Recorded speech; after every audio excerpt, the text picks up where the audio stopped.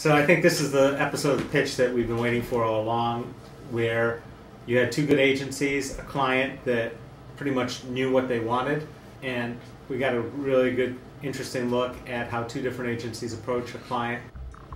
I think the most important thing that this was different in this episode than the others is that the client actually came to the agencies and met and checked out who was going to be working for them. Another thing that was pretty clear about this episode is the client was buying the agency, not buying what was presented in the pitch. That's really what's happening in every one of these, is the client's buying the agency, not just an idea. I think Vicki Brackle from Womenkind summed it up when she said this is like getting married. And that's really what an agency-client relationship should be like. It's making a commitment to live, grow, and learn together. Yeah, it kind of seems like that C. Wonder would benefit from a little bit of both of their creative work. I think all the strategy involved in Womankind's pitch really makes sense in terms of taking care of the customer. I think Womankind understood the customer a little more, but they didn't get them in the door. They just kept them in the store. I think that last week where we were saying, where's the none of the above switch, I think that this might be one of the cases where you might say, where's the all of the above switch? Because both agencies, I think, brought something important to the table, something different.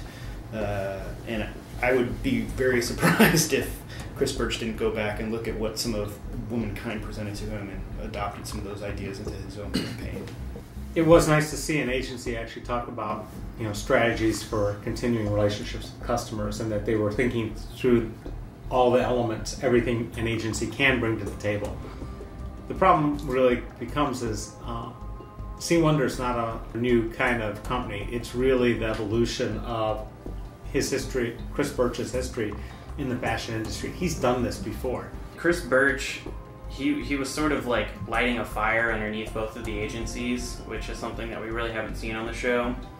And I think that's good for like a client to challenge the people that are working for you and challenge them to do like these great and wonderful things. And I think he was able to pull better work out of both of the agencies. And I have to say, it was very refreshing to see the client just be definitive and responsible for their decision. They didn't have a board of people. He obviously just went with his gut instinct and made a decision based on the work and the people and their relationship.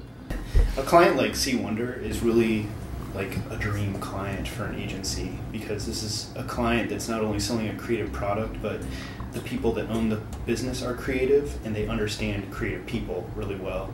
And you could tell, but through the brief and the way that he interacted with the agencies and the questions that he asked of the people, that he was excited to work with creative people and wanted to see them be very creative. Of all the episodes, by far, this one has been my favorite to watch, my favorite to root for.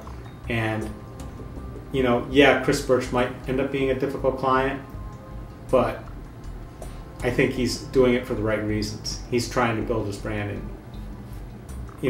this was what advertising's about. We haven't seen that in any of the other episodes.